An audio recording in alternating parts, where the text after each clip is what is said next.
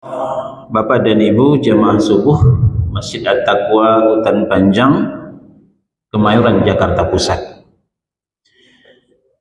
Kita lanjutkan kembali pembahasan kitab Minhajul Firqatun Najiyah wa Ta'ifatul Mansurah,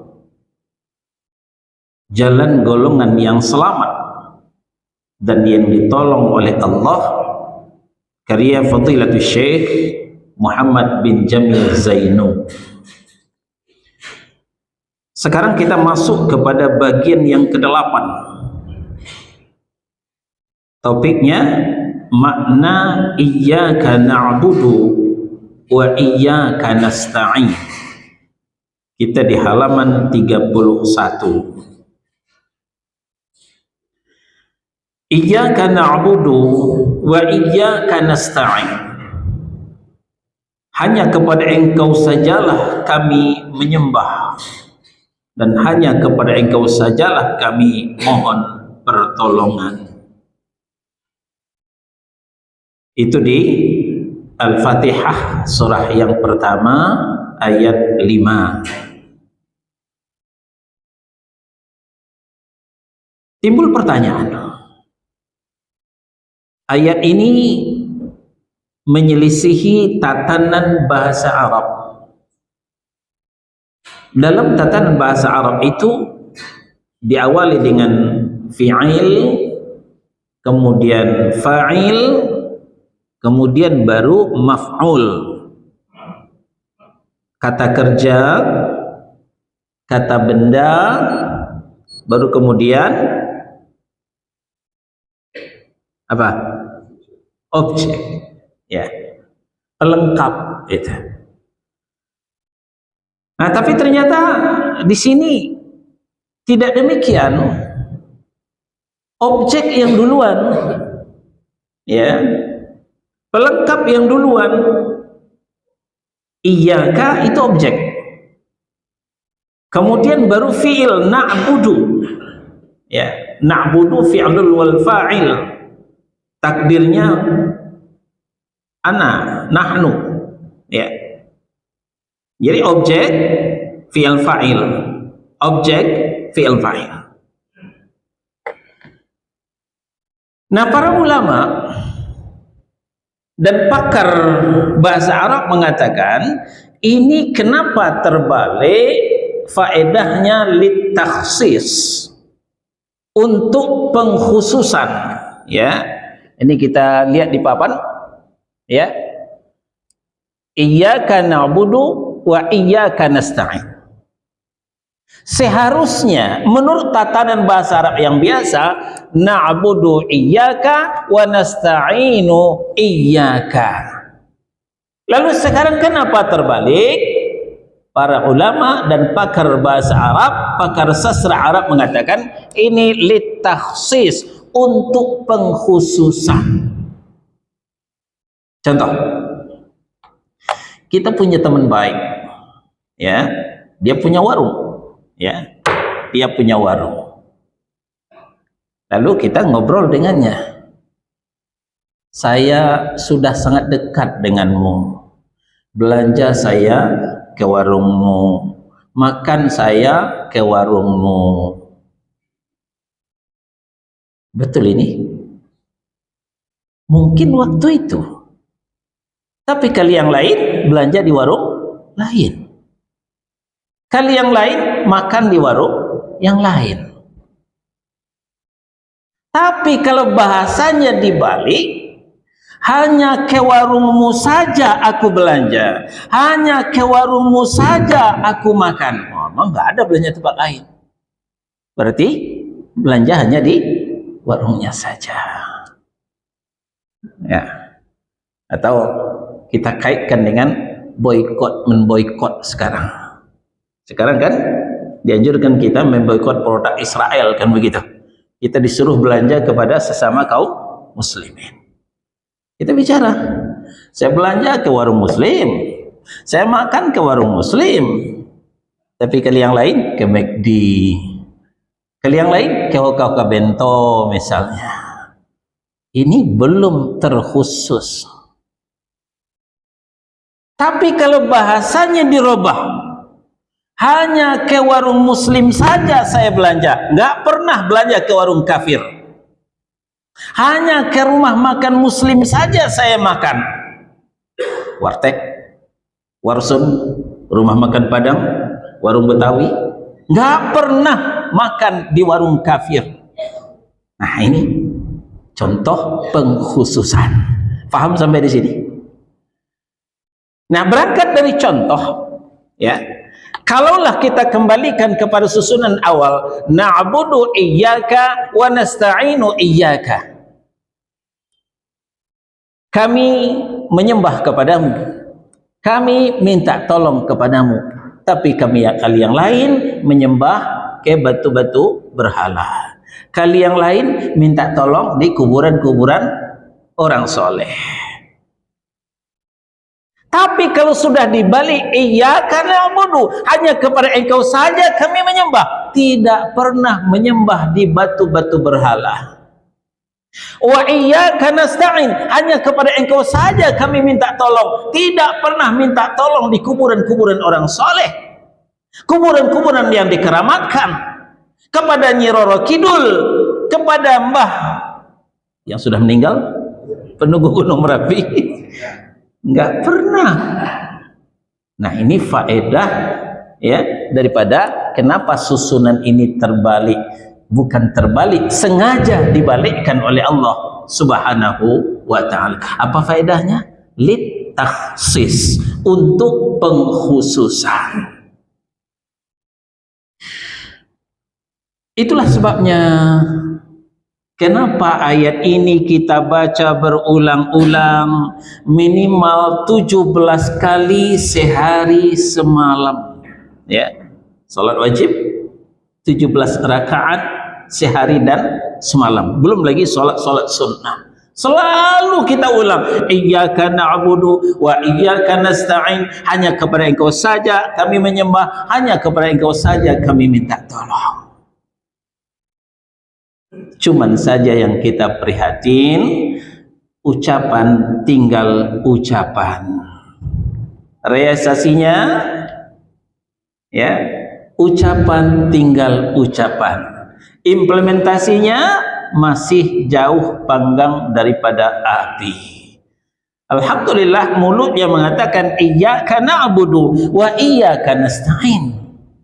Kenapa masih minta kepada batu-batu kuburan, kuburan-kuburan orang soleh, kuburan-kuburan yang dikeramatkan? Nah, inilah PR kita ke depan, menyesuaikan apa yang kita ucapkan dengan perbuatan kita sehari-hari. Disitulah turunnya rahmat Allah. Sepanjang kata mulut kita dengan implementasinya sehari-hari masih berbeda, jangan mimpi untuk mengharapkan rahmat Allah, malah murka Allah juga yang akan turun. Buktinya apa? Bencana datang silih berganti, musibah datang tiada henti. Ini merupakan teguran dari Allah Subhanahu wa ta'ala. Zuharal fasadu fil barri wal bahri bima kasabat aydin nas. Telah nyata kerusakan baik di darat maupun di bumi, baik di darat maupun di laut, ya, itu disebabkan oleh dosa yang dilakukan oleh manusia. Dosa apa? Terutama dosa tentang akidah, syirik, mempersekutukan Allah, masih melangkah kaki ini ke tempat-tempat sakti, ke tempat-tempat yang dikeramatkan. Mereka tidak khusyuk meminta di masjid mereka masing-masing, tapi mereka masih datang ke kuburan-kuburan yang dikeramatkan, ke tempat-tempat yang suci.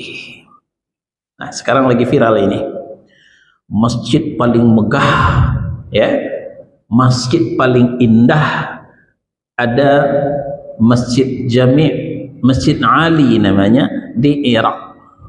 Ini banyak di-share di grup-grup.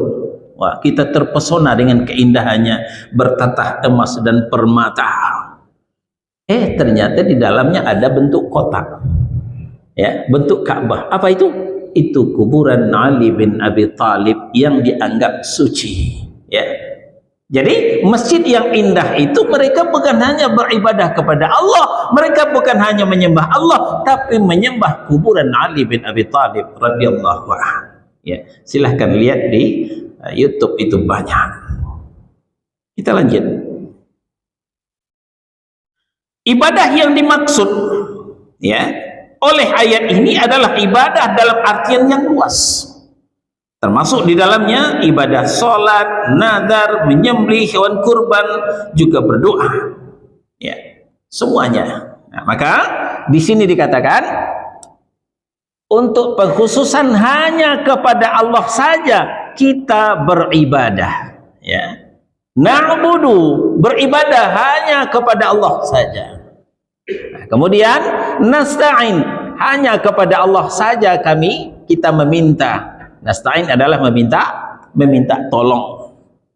Ya, juga demikian nanti meminta tolong di waktu genting, di waktu sulit, juga kepada Allah saja. Tidak ada pelarian lain selain daripada Allah Subhanahu wa taala. Karena memang Rasulullah Shallallahu Alaihi Wasallam telah bersabda dalam hadis yang diriwayatkan oleh At-Tirmidzi. Apa kata Nabi? Ad-du'a huwal ibadah. Ini derajat hadisnya hasan sahih. Maksudnya di bawah sedikit dari sahih, tapi di atas daripada hasan. Tapi hadis ini kurang populer. Yang populer apa? Ad-du'a mukhulul ibadah. Doa itu adalah otaknya ibadah. Hadis itu populer, tapi hadis ini tidak sahih. Nah, inilah uniknya negeri kita. Kalau yang sahih enggak populer. Kalau yang populer mana? Yang dhaif, yang maudhu, itu populer itu.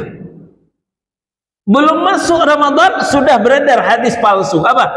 Man fariha bidukhuli Ramadan harramallahu jasadahu 'alan niran.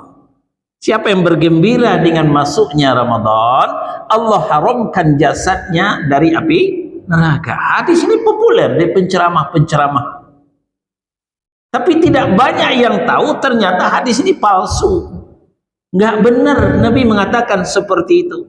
Nah, inilah yang banyak kita lihat saudara kita, mereka cukup bergembira dengan masuk Ramadan. Masuk Ramadan mereka enggak puasa. Kenapa enggak puasa, Mas? Allah sudah jamin saya diharamkan dari neraka dengan gembira saja. Enggak usah puasa, enggak usah tarawih. Nah, ini penyakit hadis yang palsu. Enggak cukup bergembira saja, Pak. Puasa di siang hari, tarawih di malam hari, baru Allah akan haramkan jasad kita dari api neraka. Nah, kembali. Ternyata ad-du'a mukhulul ibadah itu tidak sahih walaupun populer. Yang sahih mana? Ad-du'a wal ibadah. Doa itu adalah ibadah. Kalau berdoa hanya kepada Allah, ya. Kalau beribadah hanya kepada Allah, juga meminta hanya kepada Allah, minta tolong hanya kepada Allah, termasuk minta tolong di waktu genting hanya kepada Allah Subhanahu wa ta'ala.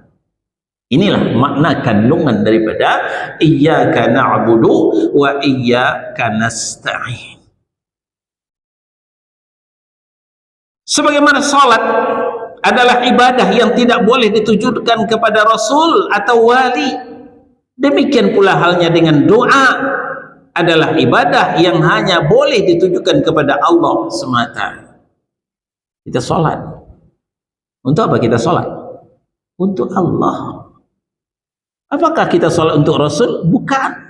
Rasul cuma memerintahkan kita sholat, tapi sholat bukan untuk Rasul. Apakah kita sholat untuk wali Allah? Tidak. Wali Allah itu kita doakan. Demikian juga berdoa. Berdoa hanya kepada Allah, bukan kepada Rasul kita berdoa. Bukan kepada wali kita berdoa. Berdoa hanya kepada Allah Subhanahu wa ta'ala. Di dalam Jin ayat 20, ya. Qul innama ad'u rabbi wala usyriku bihi ahada. Katakanlah hai Muhammad, Sesungguhnya aku hanya menyembah Rabbku dan aku tidak mempersekutukan sesuatu pun dengannya. Katakan seperti itu, hai Muhammad. Ya, sesungguhnya aku hanya menyembah Rabbku, hanya meminta kepada Rabbku, hanya berdoa kepada Rabbku, dan aku tidak mempersekutukan sesuatu pun dengan Allah Subhanahu wa Ta'ala. Ini guru kita. Ya. Ini guru kita yang tidak pernah melenceng. Ini guru kita yang selalu istiqamah. Siapa? Rasulullah sallallahu alaihi wasallam. Nah, jadi kalau mau fanatik, kalau mau taklid buta, boleh hanya kepada Allah dan Rasul saja. Selain Allah dan Rasul, kita tidak boleh fanatik, kita tidak boleh taklid buta. Hanya kebenaran Allah lah yang pasti. Hal haqqu min rabbik, al haqqu min rabbik fala takunanna minal mumtarin. Kebenaran itu hanya satu, datang dari Rabbmu. Oleh sebab itu janganlah kamu termasuk orang yang ragu, kata Allah Subhanahu wa Ta'ala. Nah, itulah sebabnya fa inna ashaddaqal hadithi kitabullah. Sebaik-baik perkataan itu, sebenar-benar perkataan itu adalah kalamullah, perkataan Allah Subhanahu wa Ta'ala. Setelah itu, wa khairal hadi hadi Muhammad sallallahu alaihi wasallam. Sebaik-baik petunjuk adalah petunjuk Nabi Muhammad sallallahu alaihi wasallam. Selanjutnya Rasulullah sallallahu alaihi wasallam bersabda, kata Nabi, da'watu dhinnun idza'a biha wa huwa fi batnil hut. La ilaha illa anta subhanaka inni kuntu minadh dhalimin. Lam yad'u biha rajulun muslimun fi syai'in qattu illa istajaba Allahu lah. Ya, Rasulullah sallallahu alaihi wasallam membocorkan ya doanya Nabi Yunus. Ya. Sebagian yang belum tahu cerita Nabi Yunus, Nabi Yunus pernah terkurung dalam perut ikan, dalam perut ikan besar, ya, nggak bisa keluar, nggak bisa keluar, berhari bermalam, puluhan hari puluhan malam, kemana ikan itu pergi, ke sana Nabi Yunus. Bagaimana cara keluar? Maka Allah Subhanahu wa Ta'ala mengajarkan zikir, ya, yang harus beliau baca setiap saat. Nah, ini diceritakan. Doa yang dibaca oleh Nabi Dhunnun ini adalah Nabi Yunus. Nama lain daripada Nabi Yunus adalah Nabi Dhunnun. Ketika berada dalam perut ikan adalah la ilaha illallah, la ilaha illa anta subhanaka inni kuntu minadh dhalimin. Tidak ada Tuhan yang berhak disembah selain Engkau ya Allah, Maha suci Engkau, sesungguhnya aku termasuk orang-orang yang zalim. Ya. Nah, doa ini bagus kita rangkai setelah membaca doa Nabi Adam. Apa doa Nabi Adam? Rabbana zalamna anfusana wa illam taghfir lana wa tarhamna lanakunanna minal khasirin. Nah, lalu dirangkai dengan doa Nabi Yunus, la ilaha illa anta subhanaka inni kuntu minal zalimin. Tidaklah seorang muslim, kata Nabi, berdoa dengan doanya Nabi Yunus tadi, meminta sesuatu apapun, melainkan Allah akan mengabulkannya. Insya Allah. Yang belum tahu, catat baik-baik, ya. Kalau doanya selama ini enggak kunjung diijabah, awali dengan doa Nabi Yunus ini. Nabi Yunus karena setiap saat membaca doa ini, akhirnya beliau dimuntahkan oleh ikan, terdamparlah beliau di kampungnya sendiri. Ya, dia kembali ke rumahnya setelah siuman. Itu ceritanya. Hadis ini sahih menurut Al-Hakim dan disepakati oleh Adz-Dzahabi. Nah, ini sekali lagi doa mengesahkan Allah. La ilaha illallah, tidak ada ilah yang berhak disembah kecuali Engkau ya Allah, maha suci Engkau, sesungguhnya akulah yang zalim, akulah yang bersalah. Ketika kita mengakui kesalahan kita di depan Allah, itulah yang membuat doa kita semakin cepat diijabah oleh Allah. Sebaliknya, ketika kita masih mengaku bersih, sok suci, salah apa saya Allah? Kok saya dapat musibah lagi? Apa salah saya Allah? Banyak salahmu. Jangan sok suci, jangan seorang jadi orang bersih. Walaupun kita Pak Haji, Pak Ustadz, Pak Yai, siapapun kita, hanya Nabi dan Rasul yang maksum. Ya. Selain pada Nabi dan Rasul rentan dengan dosa. Sebaiknya akui saja kesalahan di depan Allah Subhanahu Wa Taala. Ini akan mencepat, ya, akan mempercepat doa kita diijabah oleh Allah Subhanahu Wa Taala. Kita berlanjut, ya, memohon pertolongan hanya kepada Allah. Isti'anah itu artinya memohon pertolongan. Satu kali Abdullah ibn Abbas bercerita, saya masih ingat waktu bocah, ya, pengalaman beliau waktu bocah. Saya masih ingat waktu bocah dulu dibonceng oleh Rasulullah Sallallahu Alaihi Wasallam, kata Ibnu Abbas. Lalu sedang berboncengan di belakang Nabi, naik onta, ya, bukan naik vario, ya. Ya gulam, bocah, ya, kata Nabi, ihfazillah yahfazka, ihfazillah tajidhu tujahaka. Jagalah Allah, Allah akan menjagamu. Jagalah Allah, Allah akan ada di depan. Jagalah Allah, jaga akidah, tauhidkan Allah. Jagalah Allah, jaga batas-batas Allah, jaga syariat Allah, patuhi aturan Allah.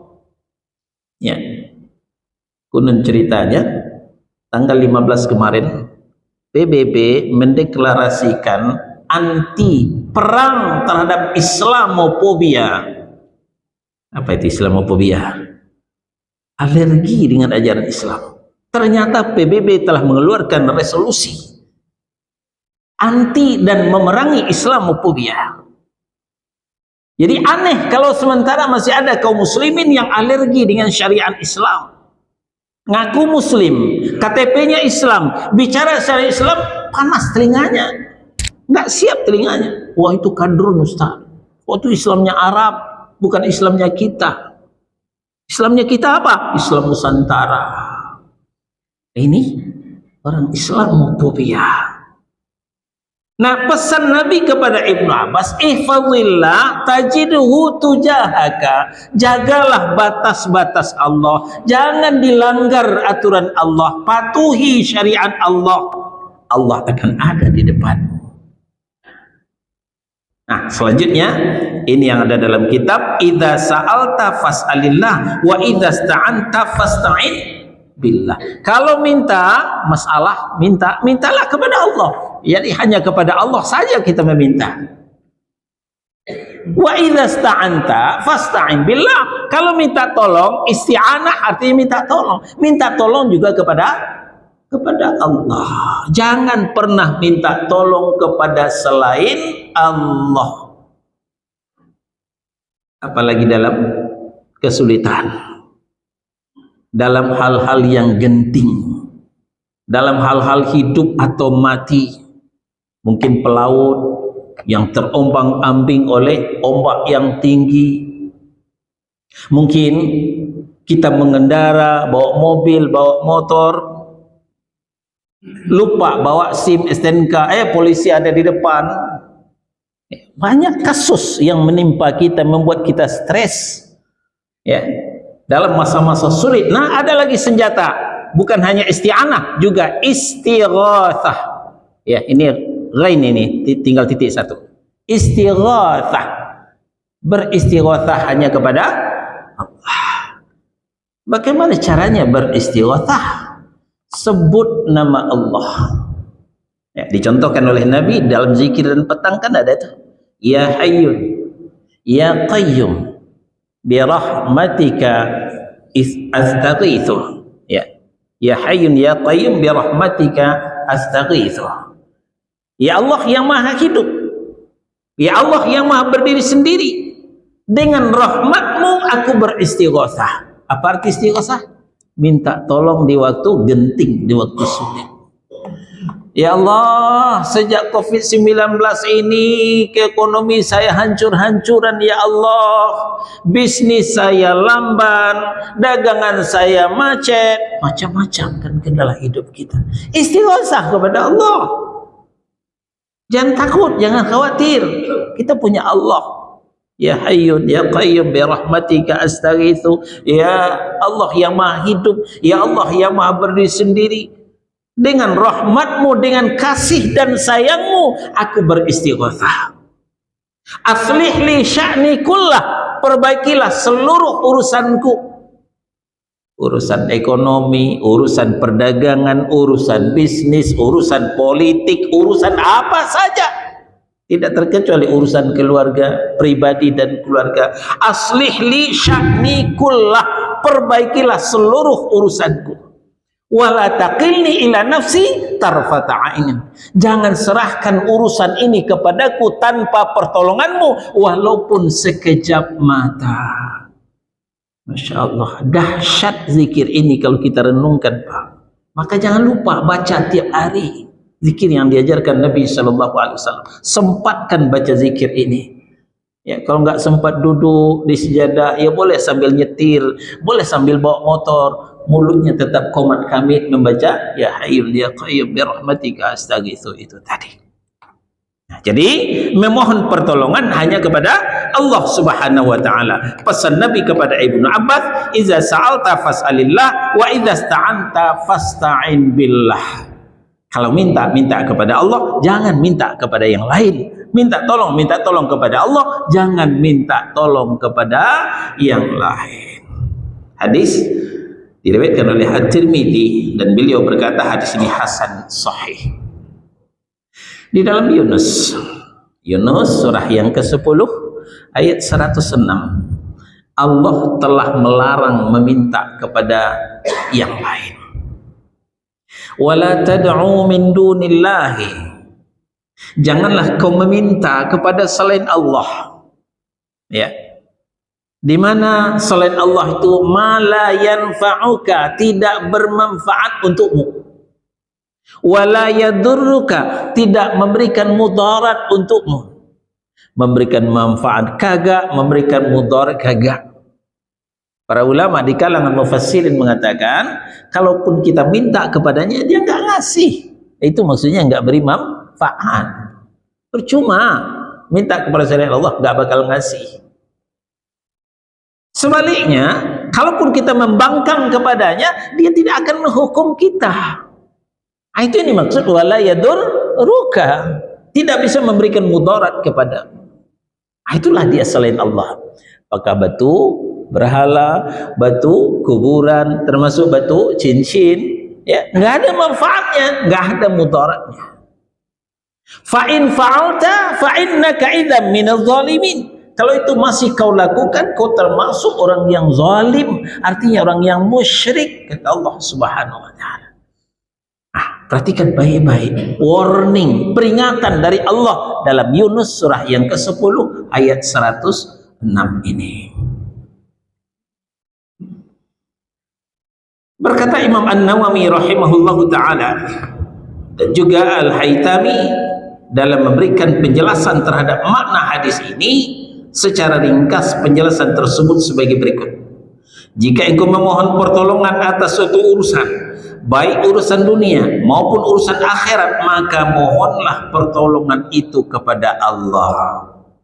Apabila dalam urusan yang tak seorang pun yang kuasa melakukannya selain Allah, seperti menyembuhkan penyakit, mencari rezeki dan petunjuk, hal-hal tersebut merupakan perkara yang hanya Allah sendiri yang kuasa melakukannya. Selain daripada Allah tidak berkuasa melakukan, maka tetaplah hanya kepada Allah kita adreskan, jangan kepada yang lain.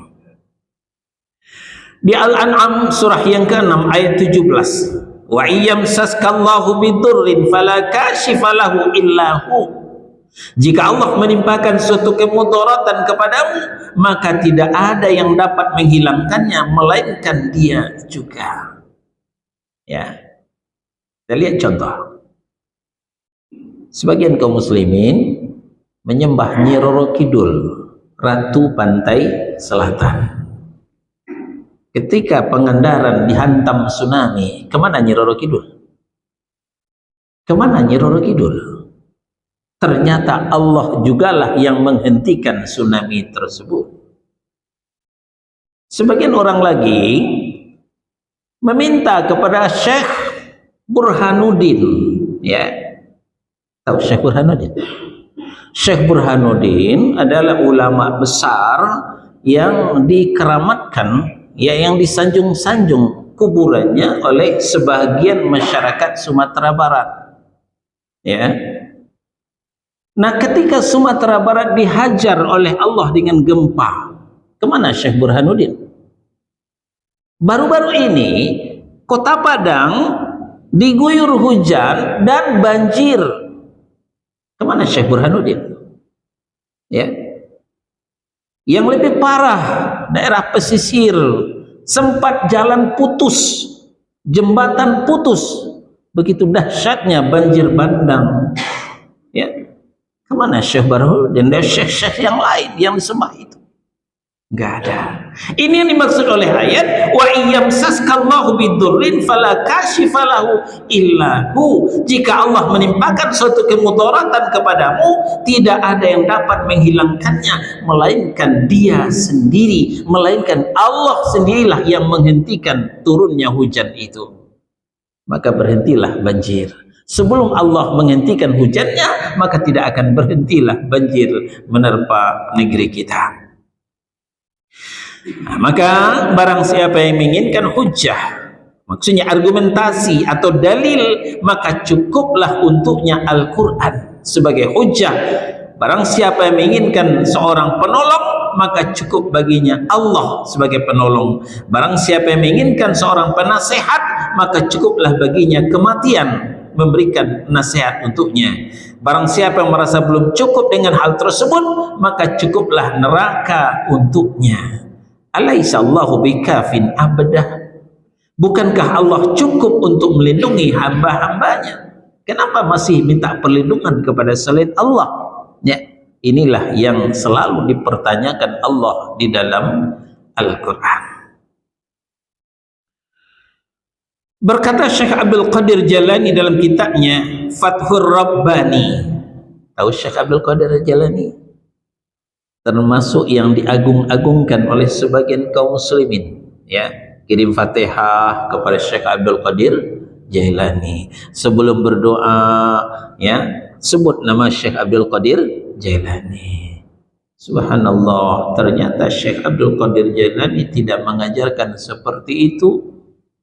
Syekh Abdul Qadir Jalani bukan tokoh sufi, bukan aliran tasawuf, walaupun banyak orang-orang sufi mengkultus Syekh Abdul Qadir Jalani, walaupun banyak orang tasawuf mengelu-elukan, mengagung-agungkan Syekh Abdul Qadir Jalani, tapi Syekh Abdul Qadir Jalani murni ulama sunnah, bukan ulama tasawuf.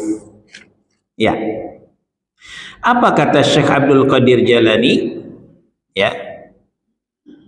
Mintalah kepada Allah dan jangan meminta kepada selain Dia. Nah, ini jawaban yang tegas. Jangan minta kepada Syekh Abdul Qadir Jalani. Syekh Abdul Qadir Jalani itu sendiri melarang meminta kepada selain Allah. Mohonlah pertolongan kepada Allah dan janganlah mohon pertolongan kepada selain Dia. Celakalah engkau dengan wajah apa engkau kelak menghadap Allah Subhanahu wa taala di akhirat, kata beliau. Jika engkau mendatangkannya di dunia, berpaling darinya, menghadap, meminta dan menyembah kepada makhluknya serta menyekutukannya, engkau keluhkan kebutuhan-kebutuhanmu kepada mereka, engkau bertawakal, menggantungkan diri kepada mereka, singkirkanlah perantara-perantara antara dirimu dengan Allah Subhanahu wa taala. Perantara inilah yang disebut dengan tawassul. atau wasilah, ya. Singkirkan perantara-perantara, wasilah-wasilah, apalagi yang tidak sesuai dengan syariat. Berwasilah dengan orang yang sudah mati, berwasilah dengan orang yang tidak hidup lagi, itu enggak boleh. Kalau mau bertawasul, bertawasullah dengan doa orang soleh. Nah, tentu kalau doa orang solehnya masih hidup.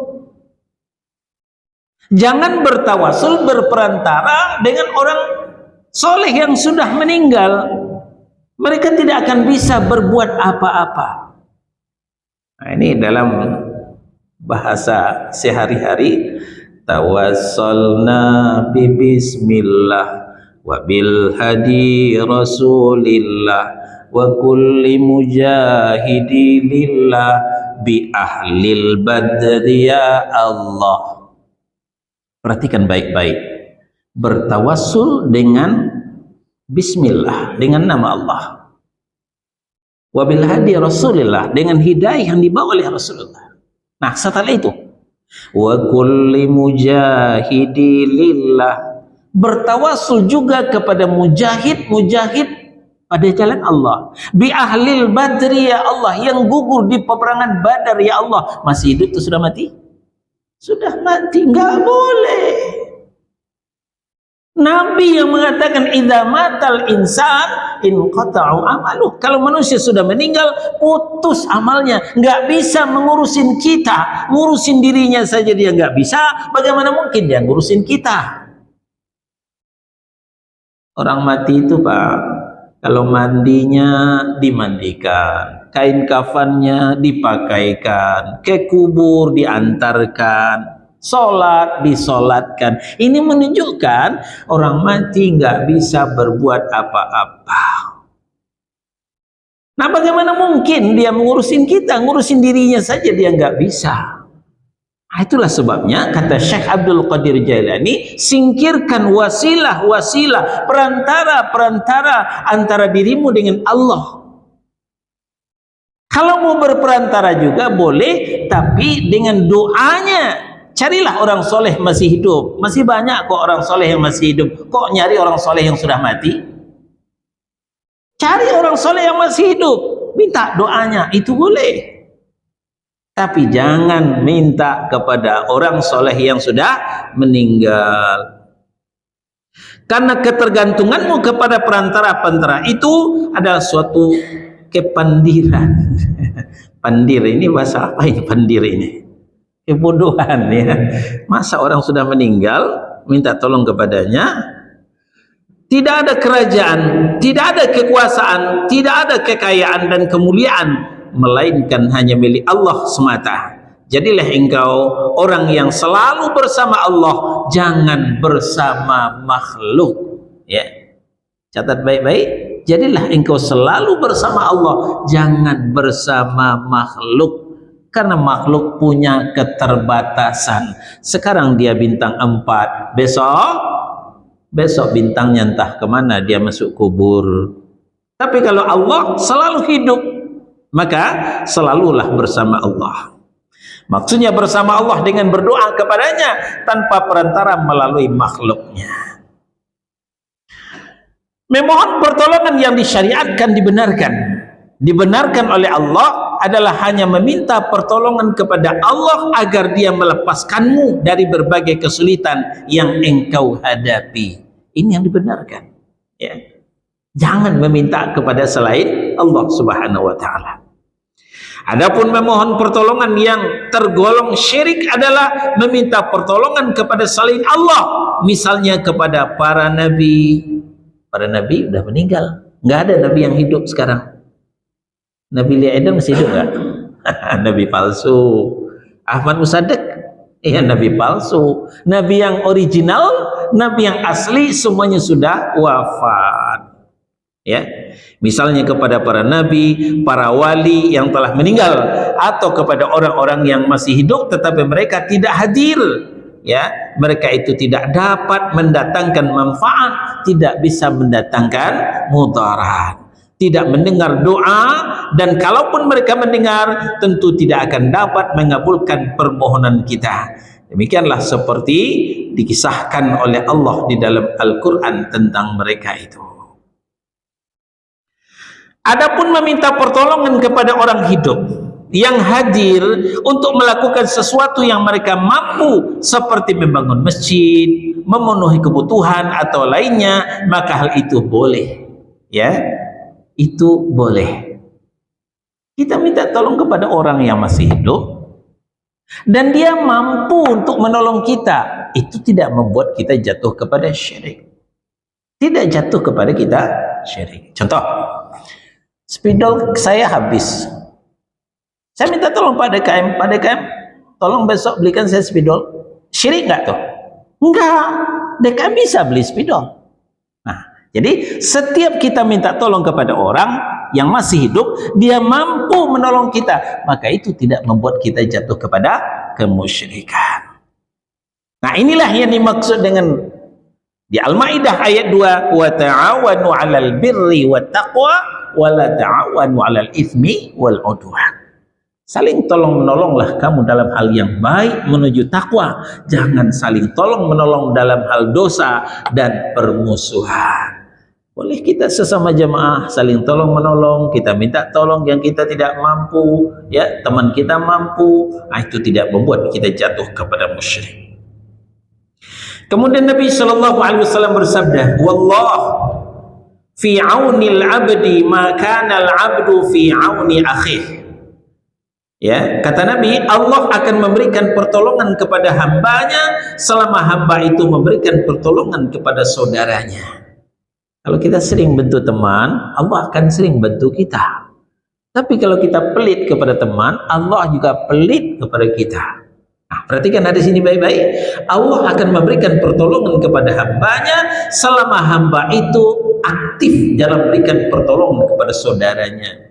Selama bulan suci Ramadan, kita diajarkan menjadi orang yang pemurah. Rasulullah lebih pemurah daripada angin yang berhembus. Jadi, ada orang berpuasa, kita punya kelebihan rezeki, siapkan makanan untuk orang berbuka. Itu dianjurkan. Sekaligus dalam rangka melipat gandakan pahala puasa kita. Man fattara sha'iman kana lahu mithlu ajrih. Siapa yang memberi buka untuk orang yang berpuasa, Allah sediakan pahala tambahan seperti pahala orang berpuasa itu, tanpa mengurangi pahala puasanya. Nah, ini uniknya bulan Ramadan. Kita puasa tiap hari cuma 1 kali. Tidak ada orang puasa 2 kali sehari. Tapi pahalanya bisa kita program 2 kali puasa, 3 kali puasa, 10 kali puasa, 100 kali puasa, silakan. Caranya dengan mensuplai makanan minuman untuk berbuka puasa. Berapa orang yang berbuka dengan makanan minuman yang kita sediakan kali pahala puasa, itu sudah disediakan Allah buat kita. Nah, ini namanya saling tolong menolong. Di antara contoh meminta pertolongan kepada orang hidup yang dibolehkan adalah seperti firman Allah, fastaghathahu alladhi min syi'atihi 'ala alladhi min aduwih. Maka orang yang dari golongannya meminta pertolongan kepadanya Musa untuk mengalahkan orang dari musuhnya. Ya, Nabi Musa terkenal seorang yang perkasa, seorang yang kuat. Maka seringkali orang minta tolong kepada Nabi Musa ketika bermasalah, tuh saya dikerjain oleh orang tuh, wahai Musa. Nah, lalu Musa menolong dengan menghajar orang itu, ya, karena orang itu jahat, tidak bisa dikalahkan. Tapi bagi Nabi Musa nggak ada orang itu yang kuat, nggak ada orang itu yang perkasa bagi Nabi Musa. Maka selalulah orang minta tolong kepada Nabi Musa. Terakhir Al-Kahfi ayat 95, fa'inuni biquwah, maka tolonglah aku dengan kekuatan manusia dan alat-alat. Nah, jadi walhasil minta tolong kepada manusia selagi manusia itu bisa, itu tidak membuat kita jatuh kepada kemusyrikan. Yang membuat kita jatuh kepada kemusyrikan meminta tolong kepada orang yang tidak hadir dengan menyebut-nyebut namanya, Meminta tolong kepada orang yang sudah wafat, yang tidak bisa berbuat apa-apa, itu yang membuat kita jatuh kepada kemusyrikan. Nah, inilah isi kandungan daripada iyyaka na'budu wa iyyaka nasta'in. Hanya kepada Engkau saja kami menyembah dan hanya kepada Engkau saja kami minta tolong. Wallahu a'lam. Ada yang bertanya sebelum ditutup? Pak Mustafa silakan. Doa. Betul.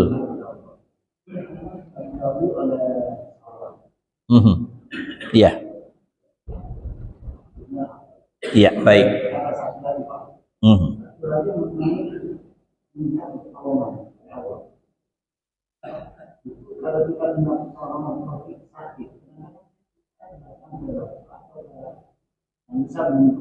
Ya. Baik, baik. Ya. Itu saja, Pak. Ya. Pertama, ya, kita minta tolong kepada Allah. Nah, yang kedua dulu saya jawab. Lupa tadi yang pertama. Yang kedua, kita minta tolong kepada Allah. Betul? Ya. Kenapa ketika kita sakit kita nyari dokter? Nah, ini juga bagian daripada contoh yang kita sampaikan. Minta tolong kepada manusia boleh, sepanjang kita tahu manusia itu bisa menolong kita. Yang tidak boleh minta tolong kepada manusia, tapi manusia itu tidak bisa menolong kita. Dia tidak hadir atau dia sudah meninggal. Nah, kita tahu dokter ahli, bukan ahli menyembuhkan ya, tapi ahli tentang mendiagnosa penyakit. Dia ahli tentang meracik obat, itu keahliannya. Maka kita sakit, kita menemuinya, Pak Dokter, saya lagi sakit nih, begini. Lalu kita didiagnosa, ya. Ada alat yang disambungkan ke telinga, taruh ke dada kita. Oh, Bapak sakit ini, sakit itu. Saya bikin resep ya. Nah, tebus ke apotek. Apakah kita musyrik? Tidak. Karena kita minta tolong kepada orang-orang yang ahli tentang penyakit. Bukan menyembuhkan penyakit. Menyembuhkan penyakit adalah Allah. Tapi dokter ahli mendiagnosa penyakit sesuai dengan ilmunya, ilmu kedokteran. Kemudian ahli membuat resep obat. Ya. Keahliannya itu aja yang kita ambil. Bukan kita berharap kesembuhan darinya, kita berharap kesembuhan dari Allah Subhanahu wa Ta'ala. Jadi tidak masalah ketika kita sakit kita minta tolong ke dokter untuk memeriksa apa penyakit yang ada di tubuh saya, apa obat yang cocok. Ya alhamdulillah, berkat Allah akan menyembuhkan melalui pertolongan dokter, ya sembuhlah kita. Itu tidak membuat kita jatuh kepada kemusyrikan. Itu Pak. Nomor satu saya lupa tadi Pak.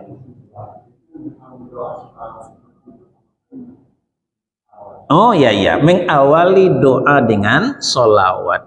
Ini suatu hal yang boleh-boleh saja, yang baik-baik saja. Ya, dalam adab berdoa diawali dengan hamdalah. Ya, alhamdulillahirabbil alamin. Dilanjutkan dengan sholawat. Assalatu wassalamu ala asyrafil anbiya wal mursalin wa ala alihi wa sahbihi ajma'in. Setelah itu baru kita berdoa. Jadi memuji Allah, ya, implementasi daripada syahadat yang pertama, asyhadu an la ilaha illallah. Berselawat untuk Nabi, implementasi daripada syahadat yang kedua, asyhadu anna Muhammadar Rasulullah. Tapi salawat yang asli Pak ya. Jangan salawat yang dibikin-bikin. Ya, itu muqaddimah doa, itu boleh-boleh saja. Ya, itu kita buka pula bab adab berdoa seperti itu Pak. Nah, kemudian para ulama ya menganalogikan untuk memudahkan pemahaman kita. Ketika kita minta tolong kepada seseorang, jangan langsung saja. Bagaimana caranya? Ada muqaddimah. Muqaddimahnya apa? Tanya kekasihnya. Tanya anaknya, Pak, assalamualaikum, waalaikumsalam. Kita mau minjam duit ini. Kita mau pinjam duit ini, tapi Pak pinjam duit enggak langsung begitu. Tanya Assalamualaikum, gimana kabarnya Pak? Sehat, alhamdulillah. Anaknya gimana Pak? Di mana kerja? Sehat anaknya Pak. Cucunya gimana Pak? Senang hatinya. Ya, ditanya kekasihnya seperti itu. Nah, setelah itu gini loh Pak, saya lagi susah sekarang. Pinjam saya duit Pak. Nah, kan itu ujung-ujungnya pinjam duit. Tapi awalnya mukadimahnya senangkan hatinya dengan menyebut kekasih. Nah, begitu pun berdoa kepada Allah, ya, diawali dengan memuji Allah, alhamdulillahirabbil alamin. Kemudian sebut kekasihnya. Siapa kekasih Allah? Ya Rasul, berselawat kepada kekasihnya. Assalatu wassalamu ala asyrafil anbiya wal mursalin wa ala alihi wa sahbihi ajmain. Baru kita berdoa. Itu mukadimah saja, Pak. Ya. Kita puji Allah, dan Rasul bukan kita puji tapi berselawat, ya, gitu. Demikian, wallahu a'lam. Ya. Ya, silakan Pak Joko. Ini saya mau nanya sesuatu yang banyak terjadi Pantangan. Itu sudah menjadi tradisi atau menjadi kebenaran umum. Contohnya, karena orang yang berani menikahkan anaknya seperti yang sekarang kritis kita bagi hijau itu dimarahin gitu. Karena katanya tidur. Ya. Ada kawan yang berusaha membangun rumah belum singkat nggak boleh pakai nomor 13. Ya. Ini kalau kita ada dalam situasi itu gimana? Sih? Baik. Ya. Pantangan Pak ya. Nah, pantangan ini ada dua. Pantangan yang real, ya, yang ilmiah. Ini boleh. Contoh, orang yang punya sakit asam urat nggak boleh makan emping, nggak boleh makan jeroan. Ini ilmiah nggak? Ilmiah, ya. Menurut ya penelitian ilmiah, ilmu kedokteran, kita nggak punya ilmu kedokteran ya. Zat yang ada di emping itu menambah asam urat kita, yang ada di jeroan dan lain sebagainya. Itu pantangan yang ilmiah, itu tidak membuat kita jatuh kepada kemusyrikan. Orang yang sakit gula darah, diabetes, nggak boleh minum yang manis-manis, makannya ditakar, nggak boleh banyak. Ilmiah nggak? Ilmiah, itu tidak membuat kita jatuh kepada kemusyrikan. Yang kedua, pantangan yang tidak ilmiah. Nah, ini yang membuat kita jatuh kepada kemusyrikan, ya. Cuman sugesti belaka. Nah, terkait bulan Muharram, bulan Muharram itu ada dua keyakinan yang saling bertolak belakang. Ya. Apa? Satu mengatakan bulan Muharram adalah bulan sial. Maka pindah rumah jangan bulan Muharram. Menikahkan anak mau mantu jangan bulan Muharram. Buka usaha jangan bulan Muharram. Nanti akan sial seperti sialnya Al-Husain di padang Karbala. Nah, jadi kaitkan ke situ Pak. Ini keyakinan Syiah, ya. Karena 10 Muharram adalah bulan sial. Al-Husain ditebas batang lehernya di padang Karbala, putus menggelinding. Innalillahi wa inna ilaihi raji'un. Nah, maka diklaimlah ketika itu Muharram bulan sial. Nah, itu yang Pak Joko katakan tadi, menikah jangan di bulan Muharram, nanti ikut sial. Ini keyakinan pertama. Keyakinan yang kedua, bulan Muharram adalah bulan keberuntungan. Maka segala sesuatu bagus bulan Muharram. Menikah, mantu, bagus bulan Muharram. Buka usaha, bagus bulan Muharram. Pindah rumah, bagus bulan Muharram. Ya. Berhari raya di bulan Muharram. Nah, lahirlah hari raya anak yatim. Kapan itu? 10 Muharram. Bergembira di bulan Muharram. Nah, muncul lagi hadis apa? Siapa yang melapangkan keluarganya di bulan Muharram, Allah akan lapangkan hidupnya di hari kiamat. Hadis palsu. Ya. Dikatakan Muharram bulan keberuntungan. Nah, ini orang yang benci kepada Al-Husain. Ya. Nah, inilah yang menerbitkan keyakinan seperti itu. Dua-dua keyakinan ini batil. Inilah keyakinan yang khurafat, keyakinan yang tahayul. Yang benar, Muharram tidak ada sialnya, tidak ada untungnya. Kesialan, keberuntungan murni datang dari Allah disebabkan tingkah laku kita juga. Ya, itu yang disebut dengan tahayul, ya, atau dalam bahasa hadis disebut tatayyur.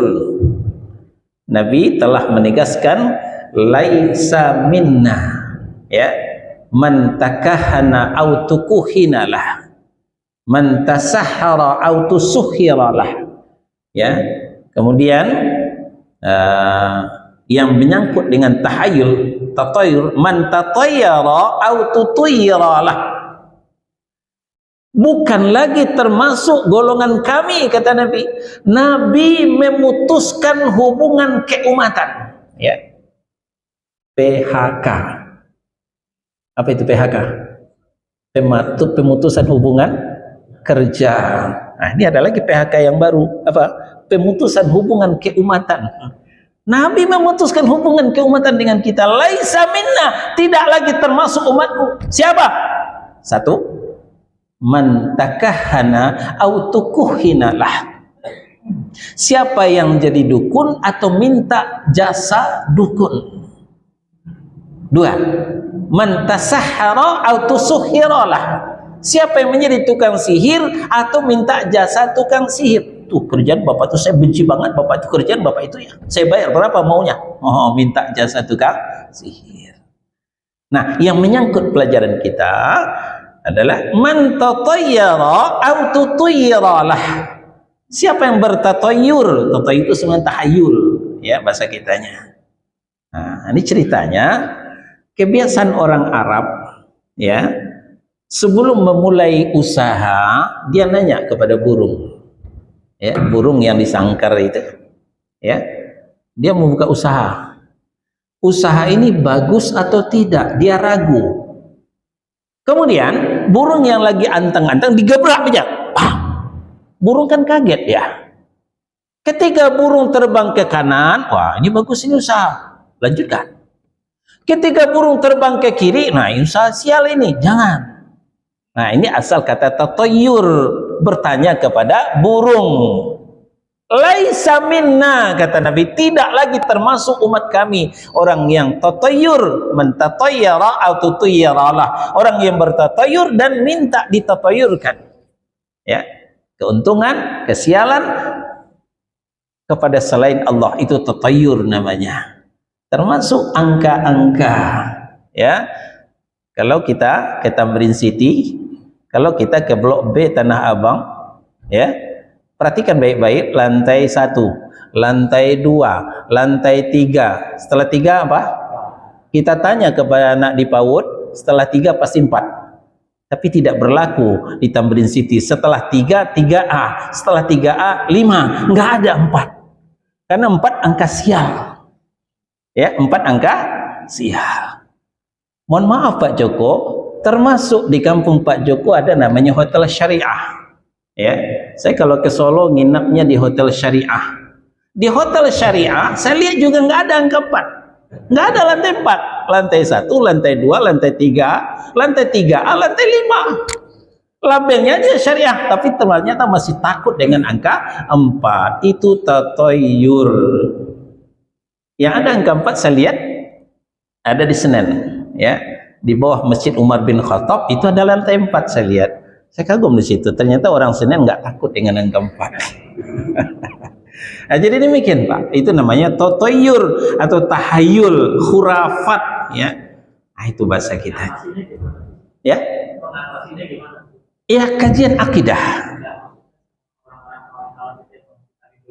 Ya, kita sampaikan dakwah atau kita ajak ke pengajian, kita kirim video-video tentang ceramah Ustaz, itu solusinya.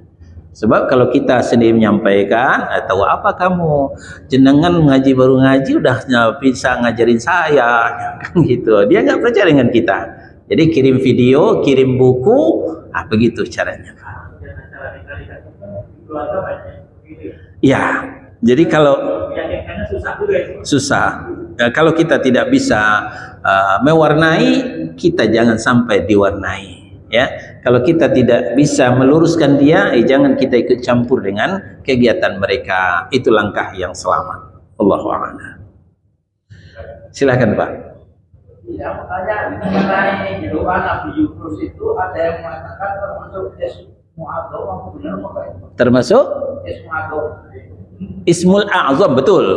Ya, ya. Jadi di dalam Al-Quran dan As-Sunnah kita diajarkan ada Asmaul Husna, ada Asmaul A'zam. Ya, Asmaul Husna, nama-nama Allah yang baik. Walillahil asmaul husna fad'uhu biha. Milik Allah lah nama-nama yang baik, berdoalah kepada Allah melaluinya dengan nama Allah yang baik, dengan asmaul husna. Nah, di samping itu ada lagi asmaul a'zam, ya. Asmaul a'zam tidak banyak, tidak sebanyak asmaul husna. Apa saja itu? Termasuk ya Hayyun, ya Qayyum, itu asmaul a'zam, ya. Termasuk doa Nabi Yunus tadi, itu juga termasuk berdoa bertawasul dengan Asmaul A'zam. Asmaul Husna, nama-nama Allah yang baik. Asmaul A'zam, nama-nama Allah yang agung. Ya, betul sekali Pak. Wallahu a'lam. Ya Pak. Pawang hujan bagian daripada sihir. Ya, pawang hujan bagian daripada sihir. Jadi sihir itu Pak juga punya spesifikasi. Kayak dokter aja punya spesialis.